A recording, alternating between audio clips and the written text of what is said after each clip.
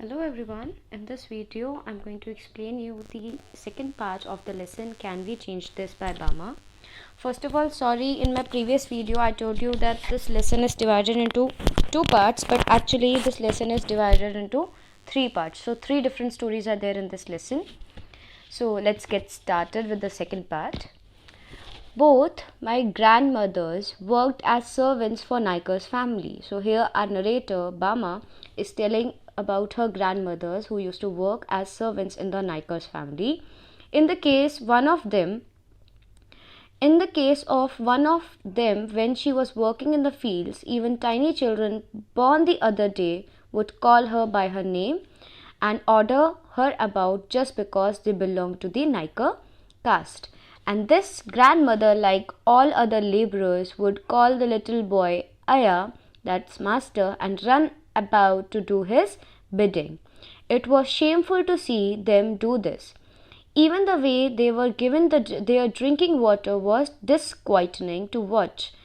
The Niker women would pour out the water from a height of 4 feet, while Patti means grandmother in Tamil, and the others received and drank it with cupped hands held to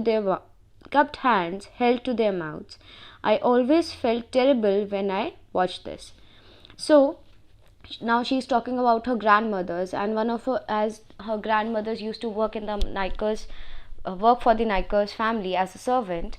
So in that case, she's talking about one of the incidents where the small children who belong to the Niker family used to call her by her name. So that means they don't used to give any respect to her, and in response, grandmother also, as she was the laborer, she would call the little boy Aya or master and do whatever that boy says. The runabout to his bidding means that whatever that boy says, she has to do it, because she thought that she is the servant of the family. So any boy of the age can tell anything to her and she have to do it.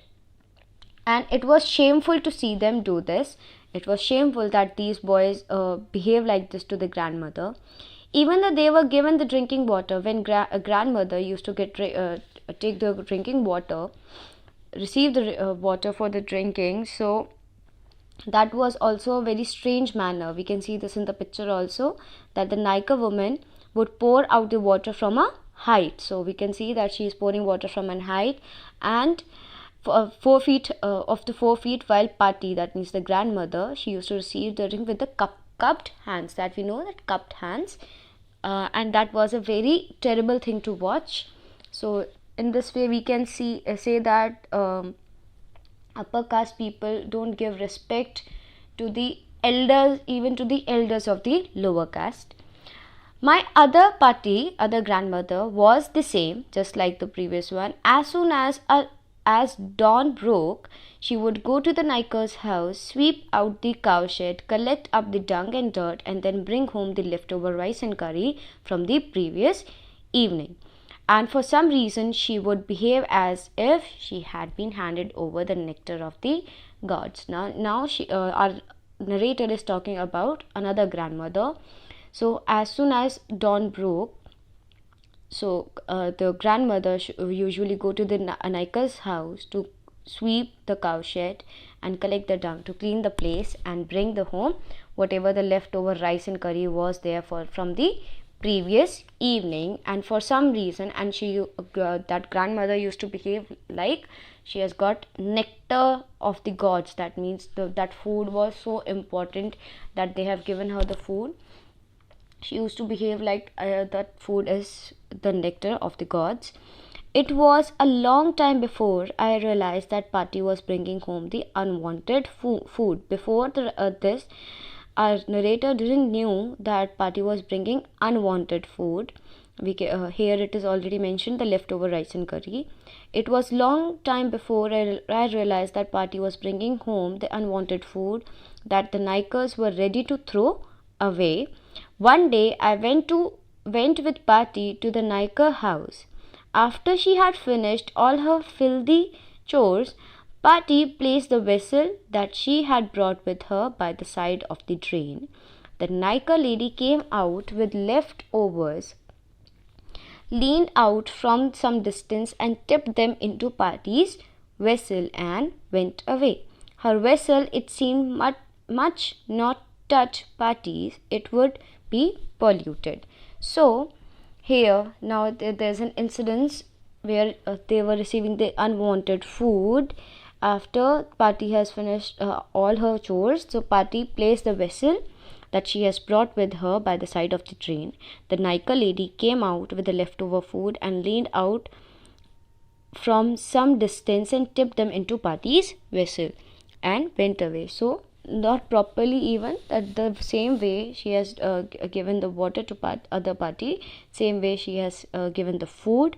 Her vessel, it seemed, must not touch Pati's, it would be polluted. So same way, just like in the previous story we have read that Nika should not touch the paper, or the lower caste community person, Pariyar person should not touch the paper of the food which should be given to the Nika. Same way here, the vessel should not be touched, otherwise these people will be polluted. Some time later, I said to Pati she should not lay herself open to such behavior. So our narrator tried to explain to her that this behavior is not good and they should not entertain this behavior anymore. It was ugly to see, it was bad for them, it was not good to see this behavior.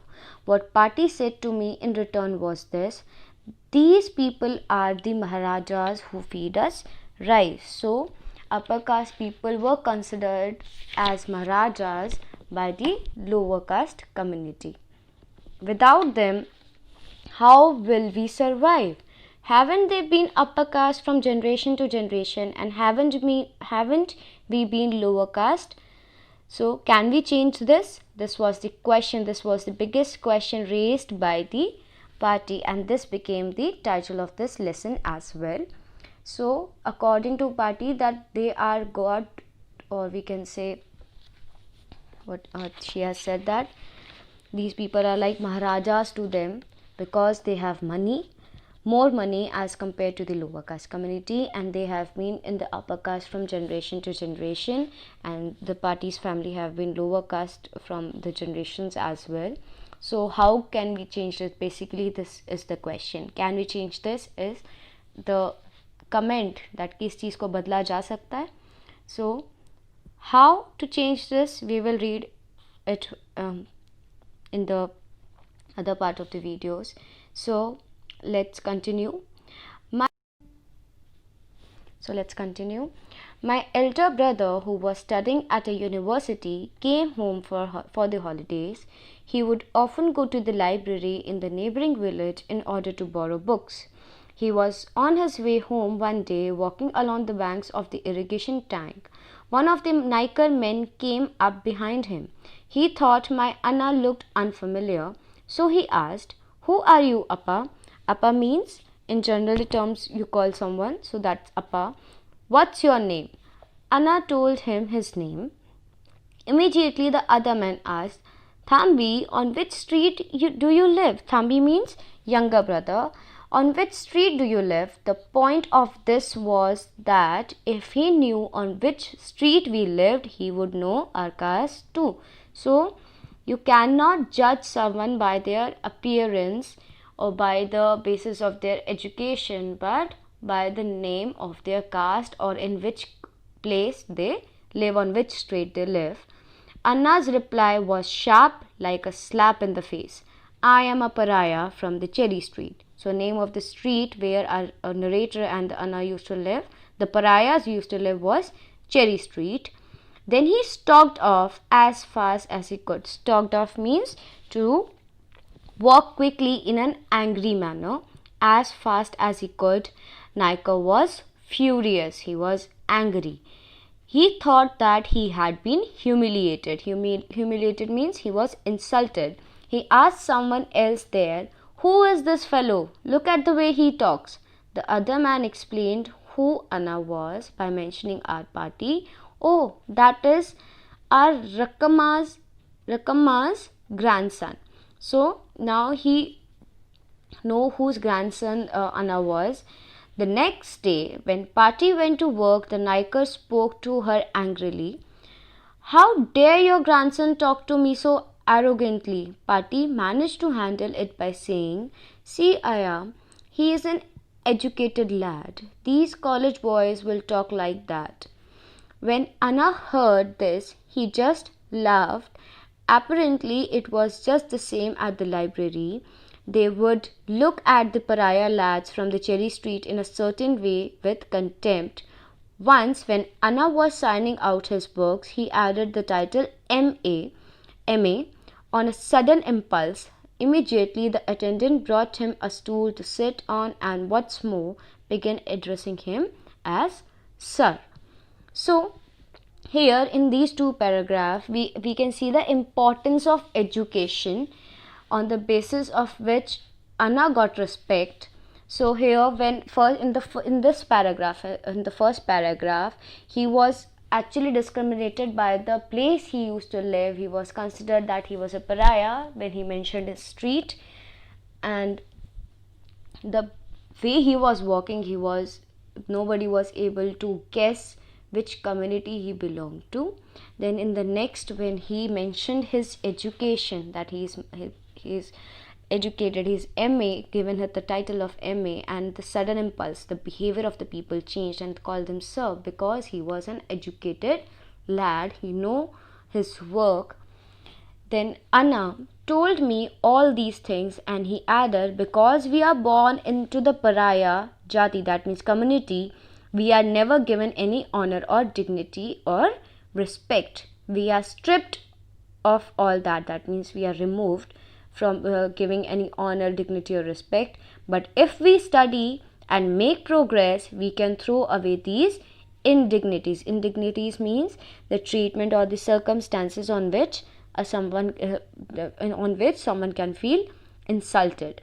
So study with care, learn all you can. If you are always ahead in your lessons, people will come to you of their own accord and attach themselves to you.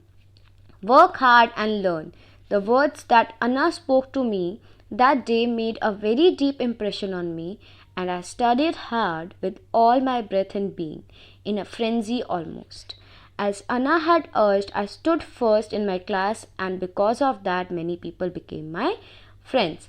So here there was we can say there is a hope of improvement, or we can say there's hope that on the basis of education and progress in life, the people started considering pariahs to be part of their own life, and there was less discrimination on the basis of that, because they were educated and they were making progress in life.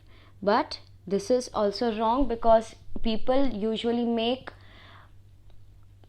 do discrimination on the basis of the community, which is wrong. So here Anna tried to get respect on the basis of education and gave same advice to Bama as well, which she carried forward and got good position in first position actually in the class, and by this she made a lot of new friends. So this was the second part of the lesson, and here we can say the discrimination first on the basis that they were the grandmothers were of the lower community, then how they were treated. Next was first here in this paragraph, who are you appa, these lines now, who are you appa, what's your name? Anna told him his name. So here Anna was before knowing his caste, Naika was talking to him with respect, but as soon as he got to know that Anna used to live in is a pariah and used to live in a Cherry Street, so the behavior of Naikar actually changed. He got angry that he talked to that person, and that person actually replied in the manner which usually upper caste people, the way upper caste people used to talk, the same way Anna replied. So that was like a slap in the face. That's why this word is used. A slap in the face means the way upper caste people used to talk to the lower caste, the same way Anna talked to the Naikar. So that time Naika got to know the behavior, how he used to behave with others, but still there was no change in that. Here we can say, because next day he talked to Pati about the work, which when she went to work, and talked angrily that how her grandson talked to him arrogantly. So he is not able to see arrogance in his own behavior, but he is easily able to highlight the arrogant behavior of the grandson, that means Anna. Okay, so this was the second part of the lesson. Read the lesson and let me know the problems in the comment section. Hope